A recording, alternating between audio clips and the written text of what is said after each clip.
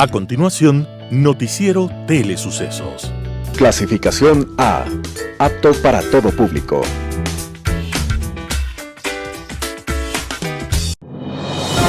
Inicie el día bien informado. El mejor noticiero de la mañana informando para usted. Noticiero Telesucesos. Primera parte del noticiero Telesucesos con las noticias más importantes del día. Estimados televidentes, bienvenidos a una emisión más de su noticiero Telesucesos.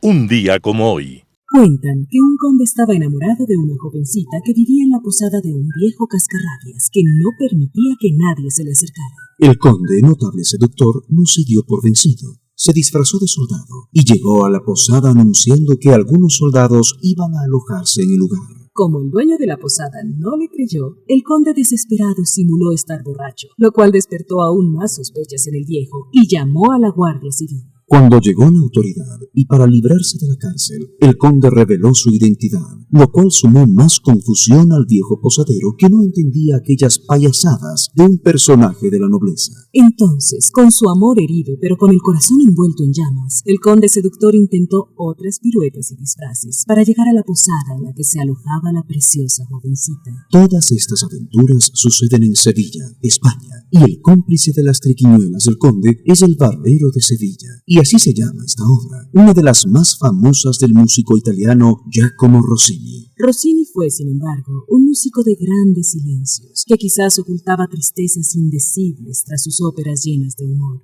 El Barbero de Sevilla, aquella obra de Rossini que seguirá haciendo reír y pensar a los públicos de todo el mundo, estaba siendo estrenada un día como hoy, 5 de febrero de 1816, en Roma. Y desde entonces el arte y la música nos recuerdan que el amor no sabe de imposibles, ni está exento de sonrisas. Detrás de las noticias. Titulares. Ley seca por las elecciones del 7 de febrero. Conteo rápido incluirá al 6.05% del padrón electoral. El Parlamento Europeo no enviará observadores a las elecciones de Ecuador. Vacunas contra el COVID-19 administradas en el mundo superan a los contagios. El fin de semana con música y artes escénicas. El epidemiólogo Mauricio Valencia se refiere a la situación sanitaria de la capital. Vida y tecnología con el tema la renuncia de Jeff Bezos, dueño de Amazon. Segmento de salud, nutrición y salud mental. En el segmento de opinión, reforma tributaria. Política internacional, Estado y mafias. Y en editoriales, Hernán Pérez Luz, el invento del libro. Noticias del día con Carla Sánchez. Ley seca por las elecciones del 7 de febrero. Durante elecciones regirá la ley seca establecida en el artículo 123 del Código de la Democracia, que indica que 36 horas antes y 12 horas después del sufragio no se permitirá la venta, la distribución o el consumo de bebidas alcohólicas. En Ecuador, la ley seca comienza al mediodía, 12 horas, del viernes 5 de febrero y culmina a las 12 horas del lunes 8 de febrero. Quienes incumplan la norma serán sancionados con una multa equivalente al 50% de la remuneración mensual unificada, $200. Conteo rápido incluirá el 6,05% del padrón electoral. Para el conteo rápido del Consejo Nacional Electoral, CNE, que permitirá conocer una tendencia en los resultados presidenciales, se tomará como muestra el 6,05% del padrón electoral nacional. Con el cierre de las urnas a las 17 horas del domingo, se procederá al voto de 793.603 electores en un universo de 13.099.150. Ellos estarán aglutinados en 2.425 juntas receptoras del voto, que equivalen al 6,25% de las 39.915 habilitadas en Ecuador y en el exterior. Los primeros datos prevén ser difundidos a partir de las 20 horas, 3 horas después de terminadas las elecciones, explicó el vocal Luis Verde Soto. En ese lapso de 3 horas se debe seguir con un proceso estipulado en el protocolo para la entrega de información de conteo rápido. Sofía Estrella, directora estadística del CNE, explicó que el organismo contrató a 2.425 operadores de campo, quienes serán los encargados de transmitir los resultados de las actas a través de una app telefónica desarrollada por la dirección del TIC ante el electoral. Habrá un operador por cada mesa. La labor de ellos empezará tras el escrutinio que realicen los integrantes de la Junta. Luego deberán tomar una fotografía al acta firmada con los resultados e ingresar en la aplicación de la imagen junto con los datos. Los consejeros informarán los resultados a la opinión pública en presencia de los medios de comunicación nacionales e internacionales, delegados por organizaciones políticas y candidatos, así como observadores electorales. El Parlamento Europeo no enviará observadores a las elecciones de Ecuador. El Parlamento Europeo anunció que no enviará ningún observador a las elecciones generales de Ecuador y recordó que si algún eurodisputa decide presidenciarlas, lo haría sin asociación con la Eurocámara. El Parlamento Europeo no observará los comicios y por tanto no hará comentarios sobre el proceso ni sobre los resultados, manifestaron en un comunicado los eurodiputados David Massachusetts y Tom Tobé, copresidentes del Grupo de Apoyo de la Democracia y Coordinación Electoral del Parlamento Europeo. Ambos indicaron que ningún miembro del Parlamento ha recibido el mandato de observar o comentar este proceso electoral en nombre de la institución, por lo que si algún miembro decidiera presidenciarlas, lo haría por su propia iniciativa y no deberá en ningún caso, a través de ninguna declaración o acción, asociar su participación con el Parlamento Europeo.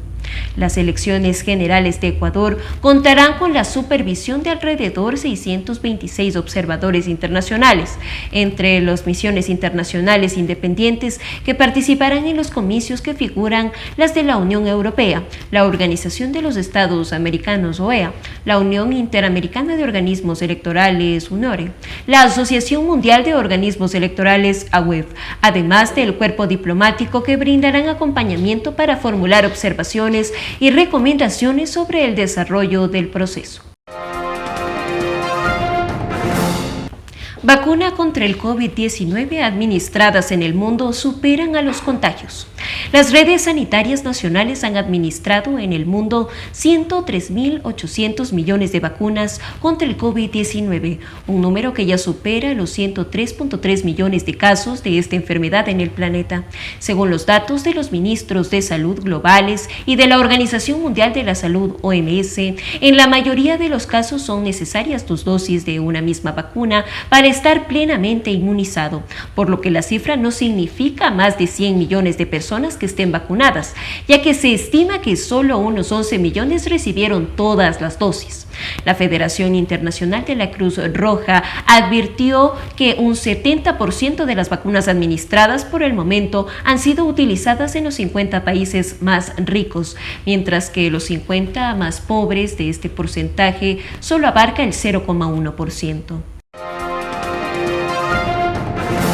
El fin de semana con música y artes escénicas. Quito Eterno vuelve con Brujerías, un recorrido por iglesias, conventos, museos, plazas y calles de la ciudad, con el que se hablará de historias y leyendas de la hechicería.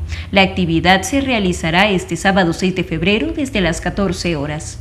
En el teatro continúa la nueva temporada del musical Enredos. La pieza es una comedia romántica que revive los mejores momentos de los años 80 y 90 del pasado siglo, acompañada de música pop ecuatoriana de todos los tiempos. El domingo 7 de febrero, el Teatro de los Silfos presentará La Alegría del Teatro en su casa. Este espectáculo reúne fragmentos de obras de esta agrupación en la que se mezcla el clown y la pantomima de la comedia, las máscaras, el teatro de objetos y el teatro de títeres. La función será desde las 14 horas vía Facebook Live.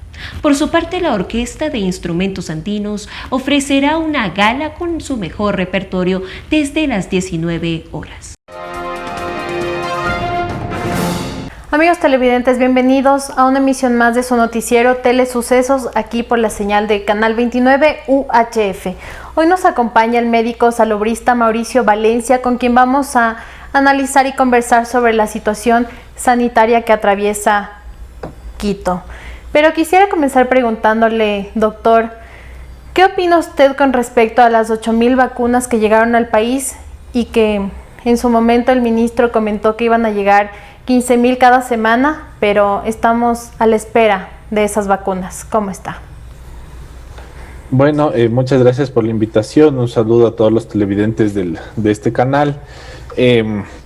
Lastimosamente, el proceso de vacunación en el Ecuador ha tenido desde el principio un vacío en estructurar un plan en base a fases, en base a metas. No ha habido una transparencia absoluta en cuanto al proceso de negociación, ni tampoco, y ha habido mensajes confusos con relación a cuántas vacunas van a llegar y las fechas exactas supongo que los proveedores prometen que estas llegarán, ¿no? Inicialmente se habló de 4,000 vacunas para el plan piloto, después de 2 millones, ¿no? A finales de marzo o abril, ¿no? Y ahora se habla de 8,000 vacunas plan piloto, después que iban a venir más o menos 860,000 dosis, no, pero que ya se había consolidado una negociación de 4 millones, lo había dicho el presidente Moreno.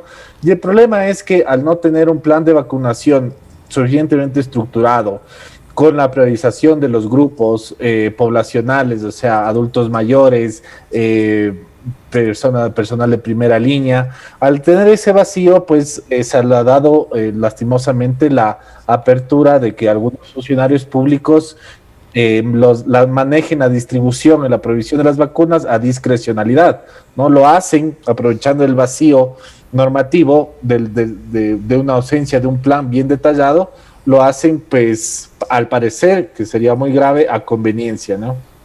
Los ecuatorianos elegirán este 7 de febrero al próximo presidente o presidenta de la República.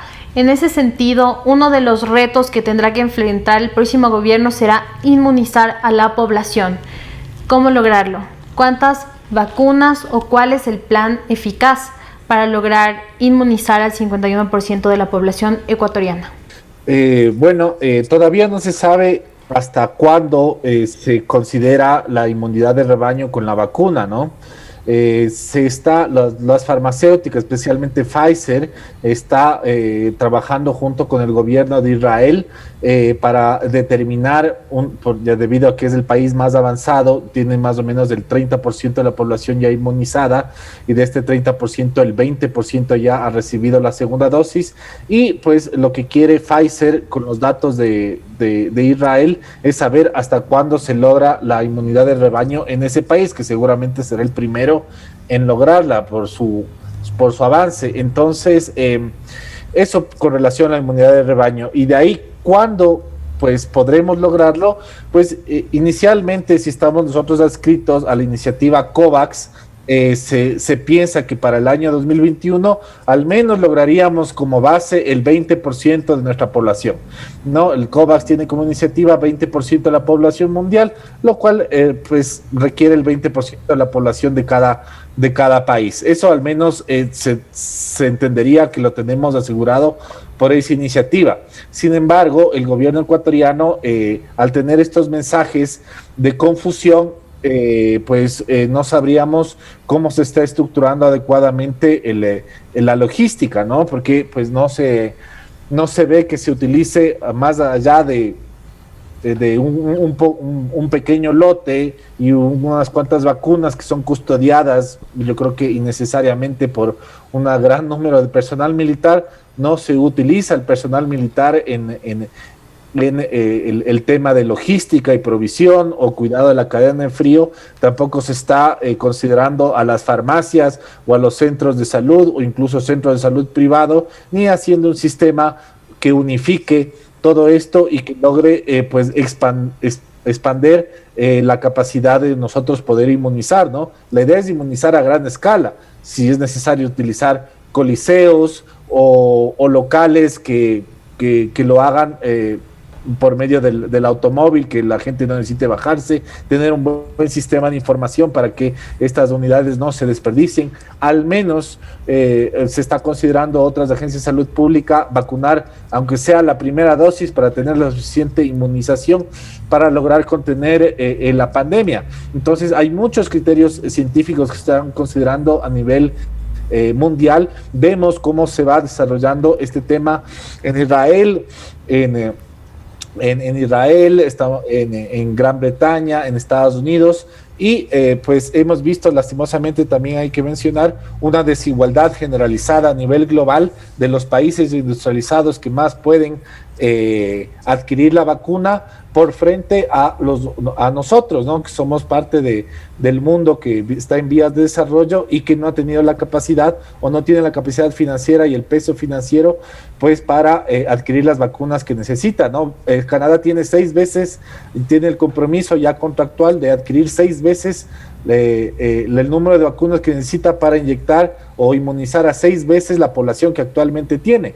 Y esto no solo es el ejemplo de Canadá, sino el de muchos. Entonces vemos una desigualdad y una falta de colaboración a nivel mundial y a nivel nacional, una falta de un plan definido y pues una falta de engranaje logístico utilizando tanto el sector privado como incluso pues las fuerzas militares. Ahora analicemos la situación que atraviesa la capital. El sistema hospitalario ya no da abasto. ¿Esto considera usted que se debe al mal manejo de la comunicación en torno a la pandemia o ya es responsabilidad de los ciudadanos que los casos estén aumentando de forma exponencial? Bueno, en general, una pandemia es... los mayores protagonistas es la población, pero es la población guiada por el Estado, donde el Estado ha tenido una comunicación clara, que claramente ha sido una deuda pendiente que nunca se pudo solventar por parte de las autoridades sanitarias, una comunicación clara, directrices claras, realmente control efectivo, tanto de medidas de confinamiento, de restricción de movilidad, que tampoco se dieron. Se ha dado cambios en la restricción de movilización por placas, por ejemplo, o toque de queda, pero cuando se conoce ampliamente que simplemente esos controles son muy débiles y realmente no ejercen el orden según la normativa que ellos mismos, que las autoridades mismos describen a la ciudadanía. Entonces, pues se pierde el sentido de orden público y el sentido de autoridad. Y eso es algo que vemos de manera muy evidente. Yo creo que la ciudadanía en general ha hecho un gran papel y yo creo que eso se debe a la comunicación muchas veces de científicos o gente que estamos en la academia, que ha tenido la capacidad o la apertura de parte de los medios de comunicación de poder expresar nuestras preocupaciones y pues emitir nuestras recomendaciones. Y yo creo que la ciudadanía en Quito, en Ecuador yo creo, pero especialmente en Sierra y en la capital, ha evitado que la tragedia sea mucho más grave, debido a que ha habido algún grado de concientización de esto, en comparación con México, por ejemplo. En México ha habido también una mala comunicación, pero esa mala comunicación ha estado dirigida a que los mexicanos aligeren mucho sus medidas y sus recomendaciones, y eso ha causado que hoy por hoy México sea el tercer país con mayor mortalidad del mundo, ¿no? Entonces, ha habido algún grado de compromiso de parte de la ciudadanía, pero no está concatenada con una comunicación eficaz, asertiva, directa, clara de parte de las autoridades sanitarias, y yo creo que es mucho pedirles que enmienden en tan poco tiempo que les falta. Se acerca el feriado de Carnaval. ¿Qué le recomendaría usted a la población para que tome las debidas precauciones y evite contagiarse durante estos 4 días de feriado?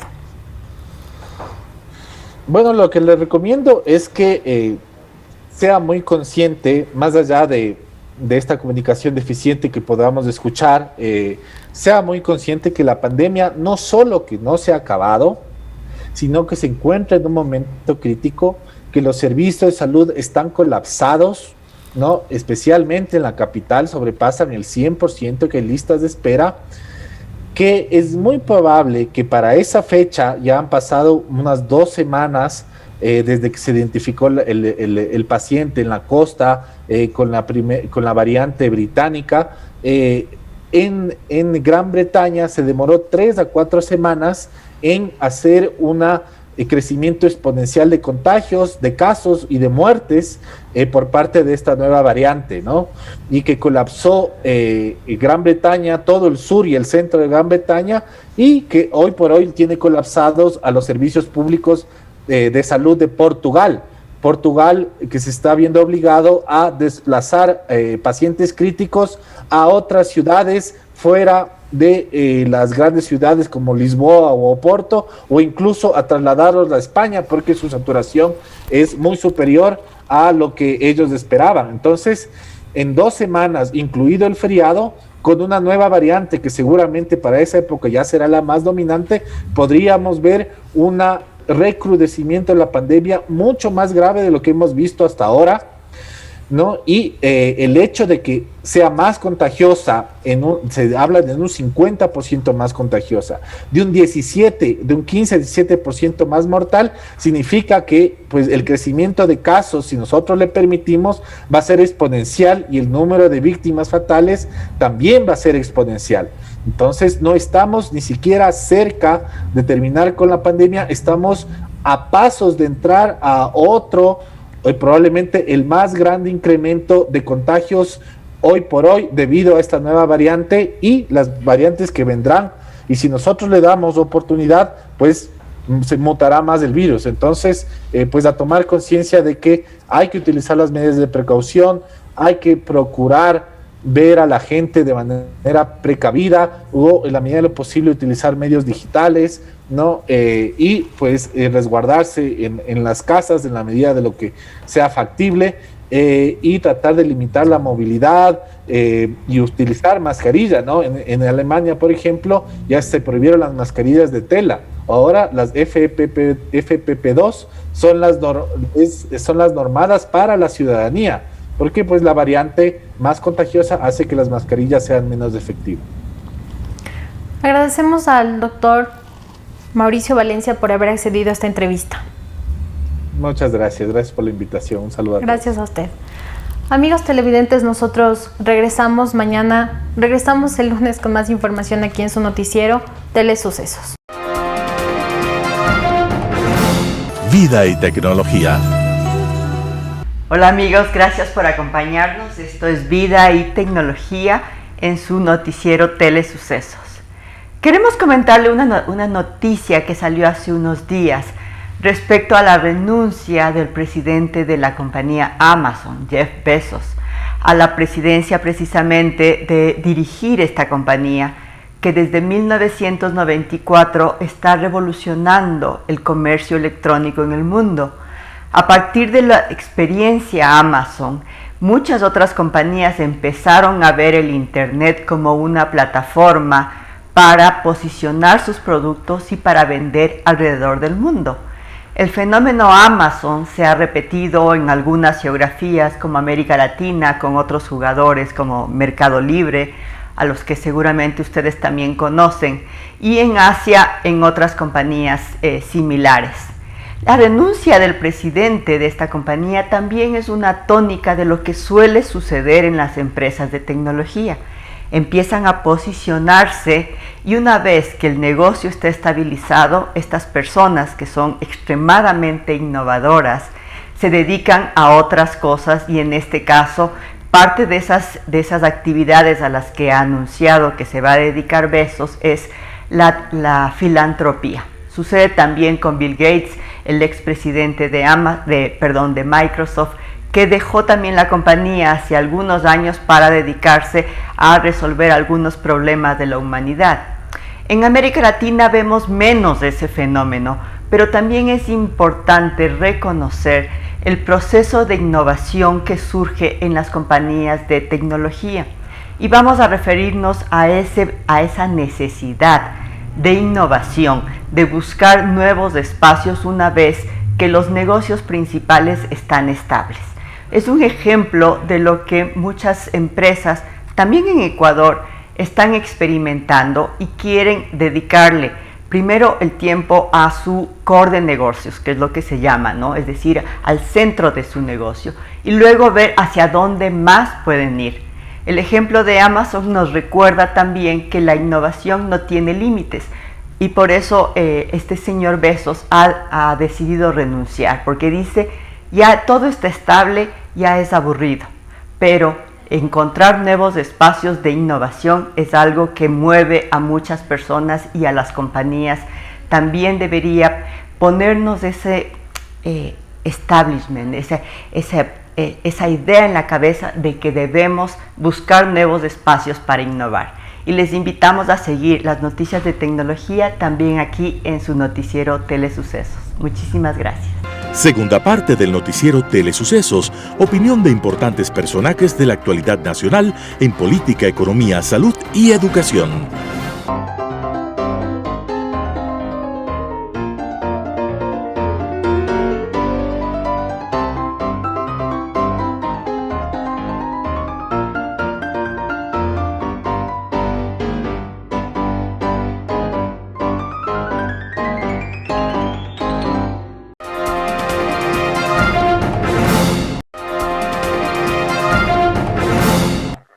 Hablar sobre la nutrición y cómo ésta incide en la salud mental de las personas. Y es que definitivamente, si es que nosotros queremos tener un buen estado emocional, queremos hablar de una buena calidad de salud mental, tenemos que considerar aquellos factores que están en nuestras manos para manejarlos. Ya hace unos días hablábamos justamente de cómo el ejercicio físico favorece un buen estado en la salud mental. Hoy vamos a hablar de la nutrición. Y es que definitivamente nosotros sabemos que la alimentación incide en todo el aspecto físico de la persona, en la salud física de la misma, previene y evita el aparecimiento o el desarrollo de ciertas enfermedades. Pero aquí cabe una pregunta entonces, ¿qué pasa con nuestra salud mental? ¿Se queda solamente ese dicho de somos lo que comemos? ¿O también valdrá ampliar esa frase hacia nos comportamos según cómo nos alimentamos? Y es aquí una clave muy importante, porque tenemos que considerar que nuestro cerebro es el que consume la mayor cantidad de energía que recibimos diariamente. Y no solo incide en la concentración y en la atención de las personas, sino también en el comportamiento en general. Vamos a pensar en el grupo de niños y estos pequeños que usualmente comen gran cantidad de dulces. Nosotros vemos en ellos un cambio en su comportamiento, sobre todo asociado a problemas de conducta. Usualmente vemos que los niños que comen muchos dulces, sobre todo azúcares procesadas y demás, tienen una excesiva actividad física, mucha hiperactividad, problemas en concentrarse en el ámbito de la escuela, y eso obviamente repercute tanto en sus interacciones sociales cuanto en su rendimiento académico. La disminución de ese tipo de azúcar va a permitir que el niño pueda concentrarse mejor y pueda trabajar de una mejor manera. Y es que usualmente nosotros asociamos glucosa, que es en realidad la energía, esa gasolina que el cerebro necesita para funcionar y para trabajar, con azúcar, y nada más alejado de la realidad. La glucosa se obtiene a través de otro tipo de alimentos que no están vinculados solamente con el azúcar como tal y que van a permitir un rendimiento estable en las personas en general. Pero también el cerebro necesita otro tipo de alimentos, como el omega 3, sobre todo este grupo de alimentos vinculados con el omega 3 están muy relacionados con la producción de serotonina. Y la serotonina es un neurotransmisor que tenemos en nuestro cerebro y que permite justamente que las personas puedan mantener un mejor estado anímico. Los estudios muestran que en las personas que tienen cuadros de depresión, estos niveles de este neurotransmisor están mucho más disminuidos. Por lo tanto, un buen estado de ánimo puede ayudar, a través de la alimentación se puede ayudar a mantener un mejor estado de ánimo, y esto puede ayudar definitivamente a las personas a estar mucho más tranquilas en ese sentido, a sentirse con más alegría, a sentirse mucho mejor. No decimos que esa va a ser la única solución frente a algún problema de este tipo, pero sí está demostrado que una alimentación apropiada va a ayudar a mejorar este proceso. Además, el cerebro necesita oxígeno. ¿Por qué? Porque el oxígeno va a permitir que se dé una mayor interconexión entre las redes neuronales, y esto va a favorecer la mayor emisión de respuestas posibles. Por tanto, el consumo de agua va a ser fundamental también en este proceso. Cuando nosotros sometemos a nuestro cuerpo a ayunos muy prolongados, no solamente nos sentimos mal físicamente, sino que anímicamente también nos vamos a sentir decaídos, nos vamos a sentir cansados, vamos a tener menos ganas de hacer las cosas, y esto va a repercutir en nuestro rendimiento en general. Por lo tanto, necesitamos una apropiada alimentación para que el organismo se sienta mejor. No saturarle de comidas saturadas, de grasas saturadas, de comidas procesadas, que esto van a generar una suerte que los médicos lo denominan como una inflamación, o premeditan justamente a que el cerebro esté como un poco más inflamado, y esto genera o puede generar, y está vinculado con algunos tipos de enfermedades mentales. Por lo tanto, hablar de una alimentación saludable junto a estos buenos hábitos de actividad física, junto a rodearnos de espacios en donde las personas se sientan más saludables, en donde las personas encuentren un mayor equilibrio, va a favorecer para prevenir cierto tipo de aparición de enfermedades mentales como la depresión, en otros casos también la esquizofrenia o el trastorno bipolar, que también se han hecho estudios vinculados con la nutrición, y va a permitir a la persona tener una mejor calidad de vida. Finalmente, hablar y pensar que nuestra salud mental esté en nuestras manos. Depende de los hábitos que nosotros vayamos formando en nuestras vidas para tener una mejor calidad en ella. Gracias. Opinión. Estimados amigos y amigas, gracias por estar con nosotros en este programa noticioso de Telesucesos. Hoy vamos a comentar un tema que tiene que ver con un proyecto de ley que el presidente está enviando, o a esta altura del día lo ha enviado a la Asamblea Nacional para su consideración y análisis, que tiene que ver con la reforma monetaria y financiera en el país. Pero primero permítanme decirles, amigos y discúlpenme por lo que voy a comentar. Este domingo 7 de febrero es un día extraordinariamente importante para los 17.5 millones de ecuatorianos que somos. Tenemos que ir a votar. Perdamos el temor del contagio. Si vamos debidamente protegidos con la mascarilla y con el distanciamiento de 2 metros, no habrá posibilidades de que el virus nos contagie. Hay que ir a votar. No hay que quedarse en la casa. El futuro del Ecuador está en nuestras manos, en vuestras manos, ciudadanos y ciudadanas ecuatorianos. Y tenemos que saber votar, tenemos que saber seleccionar cuál va a ser el nuevo presidente por 4 años más. No podemos, estimados amigos y amigas, equivocarnos una vez más.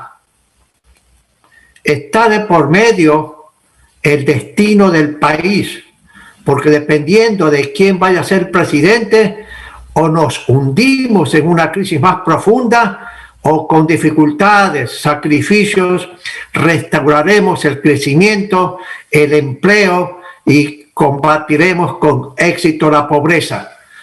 Pero amigos, tengamos cuidado con quienes vamos nosotros como ecuatorianos a decidir quién va a dirigir al país y el gobierno en los próximos 4 años. Ahora bien, con respecto al tema de la reforma monetaria, amigos, yo creo que es conveniente lo que está haciendo el gobierno, y espero que la Asamblea Nacional debata seriamente este tema. Pero del proyecto o del anteproyecto que nos ha llegado, podemos hacer 2 o 3 comentarios que creemos que el gobierno se está equivocando. En primer lugar, la idea de crear 2 directorios, un directorio que compondría lo que se llamaría la Junta de Regulación Monetaria y de Política Monetaria y Financiera, un directorio de 5 miembros, en las que 2 serían permanentes y 3 serían no permanentes, y que ganarían los 2 primeros un sueldo y los segundos ganarían dietas. Y luego el proyecto contiene crear un nuevo directorio en el Banco Central del Ecuador con 5 miembros también, 2 permanentes y 3 no permanentes. Amigos, yo creo irremediablemente, creo que es un error del gobierno haber propuesto 2 directorios. Debe haber un solo directorio que dirija la política financiera, crediticia y financiera del país, no 2, para evitar una serie de contradicciones entre los 2 organismos que se van a dar si se aprueba eso. Y yo espero que la Asamblea Nacional acoja este comentario, un solo directorio, ¿sí? Pero por otra parte, creo que los 5 directores deben ser a tiempo completo y en el reglamento correspondiente debería establecerse las funciones de cada uno de estos directores que se van a encargar dentro de este tema que tiene que ver con el diseño de la política monetaria del país. La Junta, un solo directorio. El Banco Central tendrá que implementar todas las políticas que se aprueben en el directorio de la Junta de Regulación Monetaria y Bancaria del país, ¿sí? Pero aparte de eso, sencillamente, hay el tema que tiene que ver como objetivo la defensa a través del marco legal de la dolarización en el país. Todos, o el 95% de los ecuatorianos, hemos votado en una consulta que se ha hecho hace cierto tiempo atrás de que preferimos que el dólar norteamericano, que el dólar de los Estados Unidos de América siga siendo nuestra moneda nacional. No confiamos en un cambio de moneda. La desdolarización del país sería terrible y un error grave. Por lo tanto, el otro objetivo de independizar al Banco Central del gobierno nacional, el otro objetivo es proteger el sistema monetario de la dolarización. ¿Y cómo se lo protege? Sencillamente prohibiendo, como está en el proyecto de ley acertadamente y propuesto por el gobierno nacional y que la Asamblea tiene que recoger, es impedir, prohibir que el día de mañana el Banco Central o la Junta de Regulación sencillamente comience a abrir las ventanillas para prestarle al gobierno para financiar el déficit fiscal, como se hizo anteriormente en el gobierno anterior y buena parte de este gobierno. Eso tiene que estar en la ley, prohibición total. No se puede prestar en forma directa ni indirecta, ni al gobierno nacional, ni a los municipios, ni a los consejos provinciales, ni a las empresas estatales. Nada que tiene que ver con el sector público no financiero. Cero crédito, cero. ¿Sí? El gobierno tiene que utilizar acciones, medidas de política económica, de política fiscal, no monetarias para resolver sus problemas fiscales. Por lo tanto, esto es básico, ratificar la prohibición para que el Banco Central no se siga convirtiendo en una ventanilla del Ministerio de Finanzas para financiar el déficit fiscal. No. Vuelvo a insistir, este es un tema importante y en este tema la propuesta es correcta y acertada. Pero también, amigos, también hay el tema que tiene que ver sencillamente con que hay que ratificar que los instrumentos de política monetaria, como es la tasa de interés, como es sencillamente el encaje bancario, por ejemplo, u otras operaciones X, sean de exclusiva responsabilidad de este directorio, ¿sí? Pero a los efectos de mantener una coordinación adecuada entre lo que es política fiscal y política monetaria, creemos y hacemos este comentario que el ministro de Finanzas debe formar parte de ese directorio con voz sin voto, solamente con voz, para que este directorio que se encargaría del tema de la política monetaria, crediticia y financiera del país, escuche la opinión del ministro de Finanzas. Solamente la escuche y analice lo que crea más conveniente para los intereses de la economía. Pero aparte de eso, amigos, también es necesario decir algo. En el proyecto que nos ha llegado está de que el Banco Central o la Junta como directorio puede tomar ciertas decisiones a los efectos de ayudar a ciertas instituciones financieras cuando tienen una serie de problemas y un momento dado pues se abra lo que se llama la ventanilla de redescuento, que es otro instrumento y otra acción de política monetaria que tienen todos los países en el mundo. Comprometer el fondo de liquidez, que es un fondo que se creó y que sigue existiendo para ayudar a los bancos que tienen problemas de liquidez. Cuando un banco tiene problemas de liquidez, puede acudir a este directorio del fondo de liquidez y hacer un crédito por 1, por 2, por 3 semanas.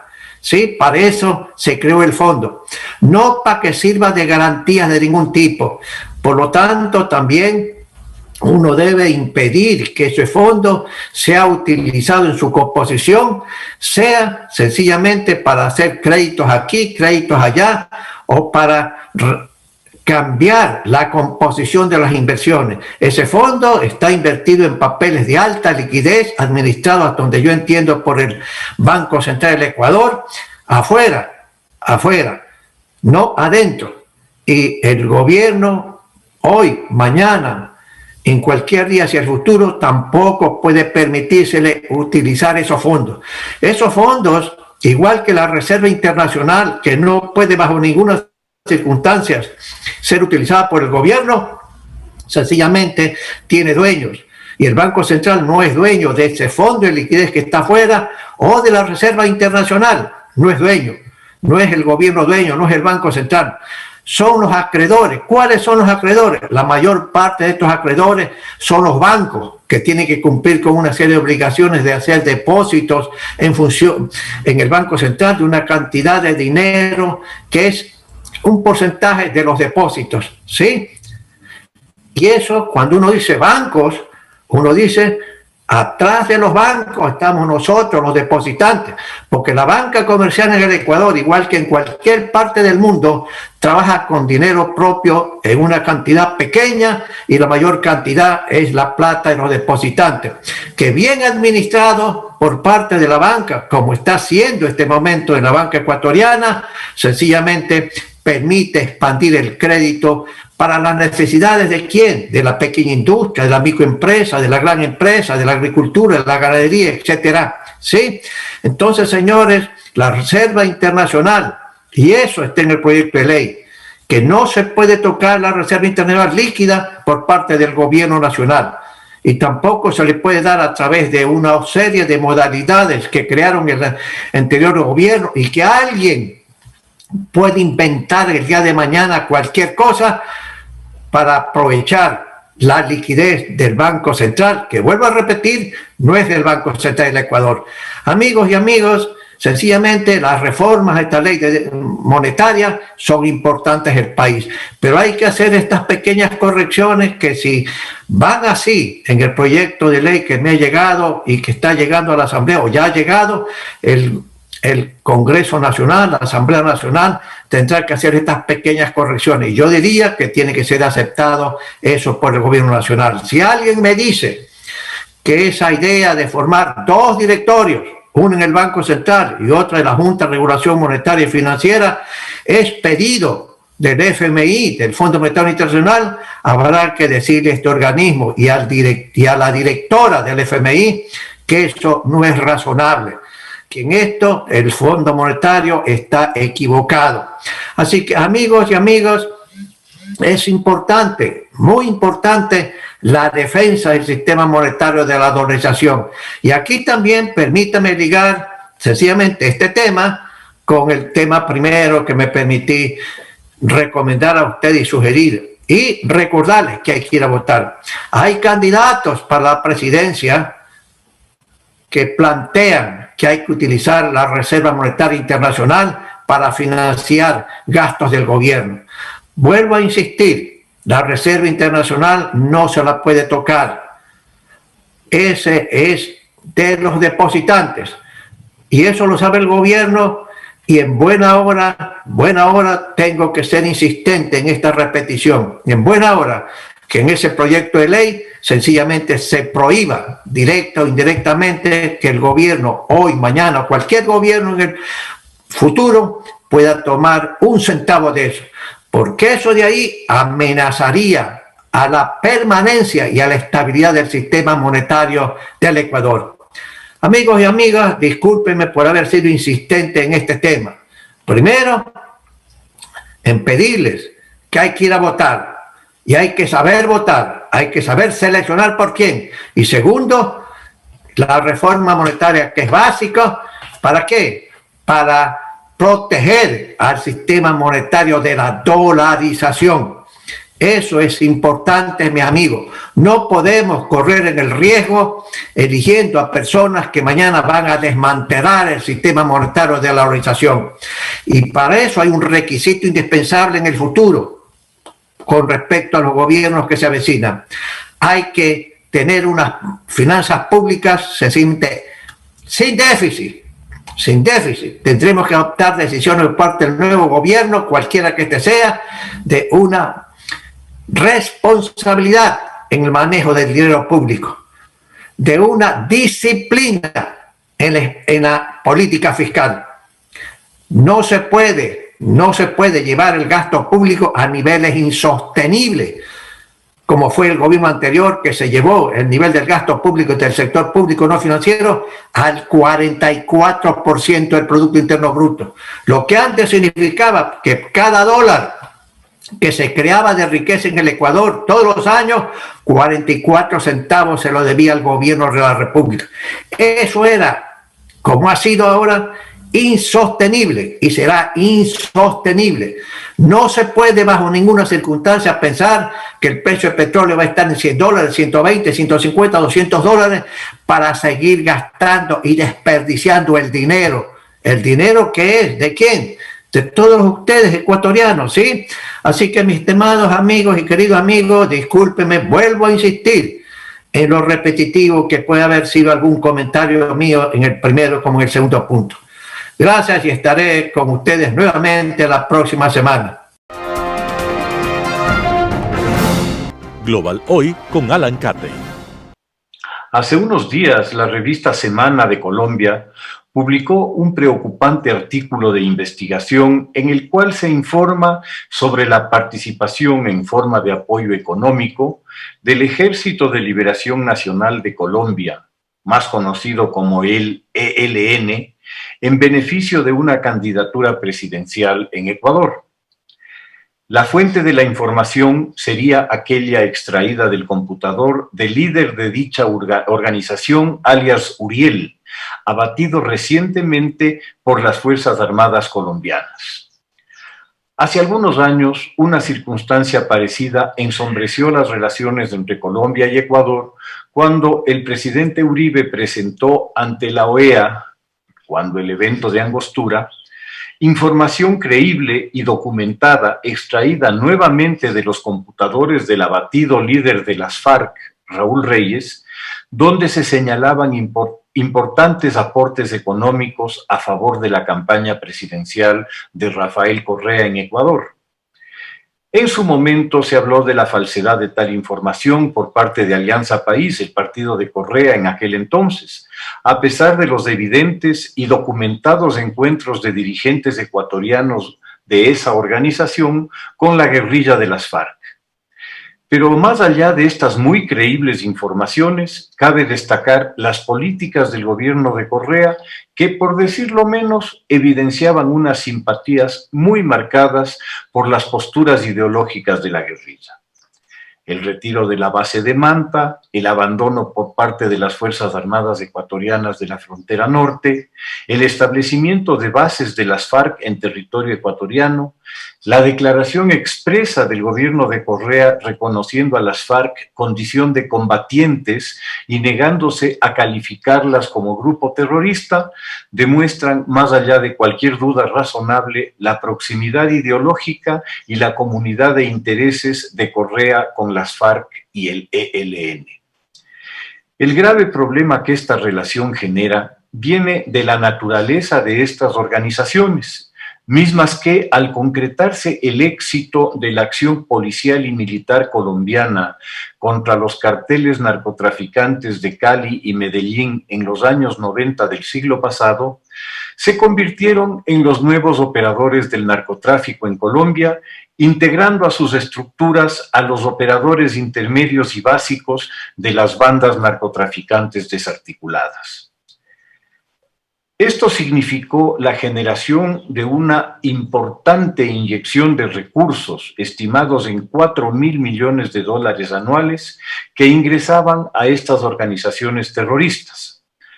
Como es obvio, en corto tiempo, la gestión económica se volvió mucho más interesante y lucrativa que la acción militar revolucionaria y hábilmente la mafia narcotraficante cooptó y, por decirlo de alguna manera, colonizó las FARC y el ELN. Descubrieron en estas organizaciones el vehículo perfecto para el desarrollo de su negocio, desde la protección de los cultivos al procesamiento y transporte interno de la coca a los puertos de embarque hacia el exterior. El membrete ideológico de las supuestas guerrillas se volvió una conveniente tapadera para sus acciones y para su penetración en la estructura estatal, política y judicial. La mafia del narcotráfico había descubierto la conveniencia de cooptar al Estado y de apropiárselo para sus fines y objetivos. Más allá de las simpatías o antipatías que genere la persona de Álvaro Uribe, resulta absurdo negar su mérito en la práctica destrucción de la guerrilla de las FARC, devenida en el más importante grupo narcotraficante de Colombia. Con este proceso, Uribe evitó la conversión de Colombia en un estado mafioso. Entretanto, al otro lado de la frontera, tanto al norte, en la Venezuela chavista, como al sur, en el Ecuador correísta, el nuevo rostro del narcotráfico internacional era recibido con los brazos abiertos. El cambio de curso de la política ecuatoriana con la llegada del presidente Moreno al poder, en alguna manera detuvo la penetración de tales organizaciones en el país. No así en Venezuela, donde tanto las FARC como el ELN han encontrado santuario y protección del Estado venezolano, este sí convertido en un narcoestado mafioso en el cual diversas agrupaciones civiles y militares se han repartido el país y sus recursos, condenando a la miseria absoluta a millones de venezolanos.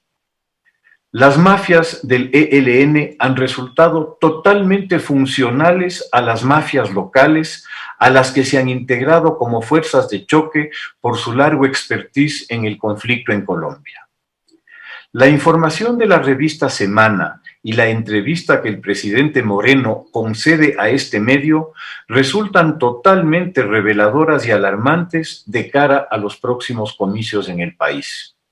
No estamos hablando ya de posiciones ideológicas, de posturas políticas o sociales que son el escenario natural de una campaña presidencial o legislativa. En el momento en que una de las organizaciones políticas participantes se convierte en beneficiaria de favores económicos o de otra índole de grupos mafiosos y criminales, se vuelve a la larga deudora de tales favores que más pronto o más tarde serán cobrados. Lamentablemente, quien debe pagar al final del día tales favores es el país y no quienes los asumieron. Latinoamérica está enfrentando, bajo el membrete de socialismo del siglo XXI, una concertada y muy bien estructurada arremetida de una mafia muy poderosa, empeñada en convertir a la región en un coto cerrado para ser explotado para su beneficio económico y su impunidad jurídica. Cuando deposite su voto, recuerde a aquel joven periodista asesinado a tiros por sicarios en la calle y piense si ese futuro es el que usted desea para este país y para sus hijos. Muchas gracias. Editorial con Carla Sánchez. El invento del libro. Decía Borges que él concebía el paraíso como una enorme biblioteca, y para seguir con él a su criterio, el libro fue probablemente el más importante invento de la humanidad. Todos los otros inventos, decía el célebre escritor argentino, son una prolongación del cuerpo humano, como es el caso del microscopio y del telescopio, que son una extensión del ojo. Igual cosa puede decirse de la espada como extensión del brazo, pero el libro es diferente. El libro es único, pues él es la extensión de la memoria y de la imaginación del ser humano. La aparición del libro en la historia de la humanidad marca una revolución gigantesca, ciertamente.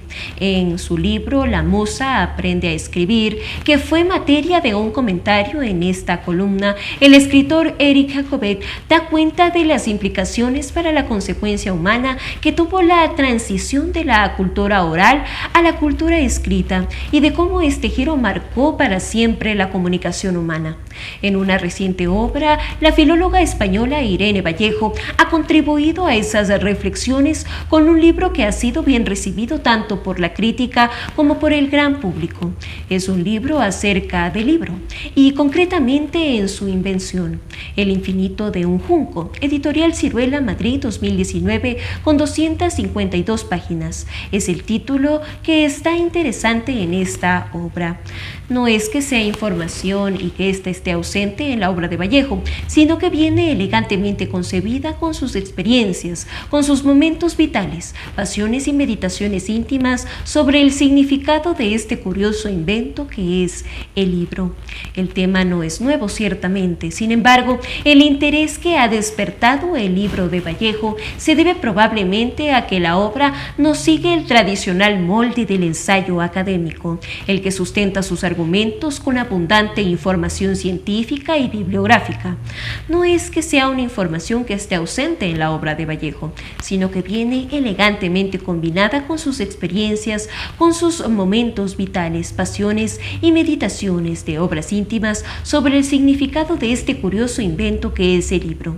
Si bien la obra se centra en la invención del libro y en especial en sus orígenes en la Grecia antigua y en Roma, Vallejo traza su recorrido a lo largo de la historia, los peligros que lo han acosado, desde los insectos y el fuego hasta las censuras y los decretos ordenando su destrucción. Un invento que hoy nos parece tan sencillo ha tenido un impacto enorme en nuestra civilización.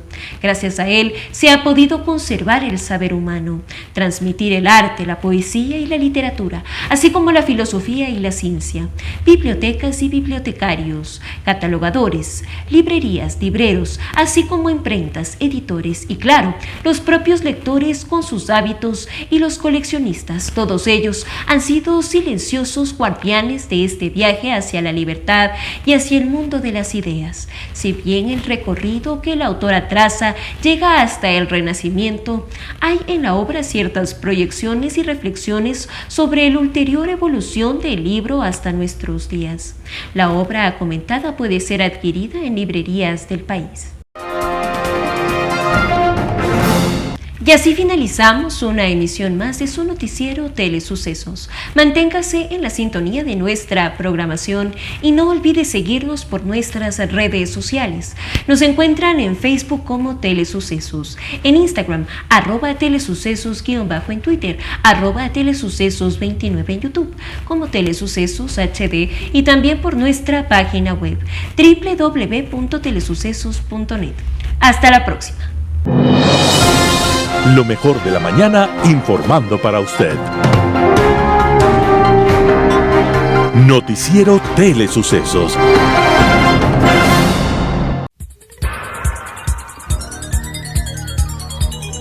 Las opiniones vertidas en este espacio por la producción y dirección del programa son de exclusiva responsabilidad de sus autores y de quienes intervienen en ellos.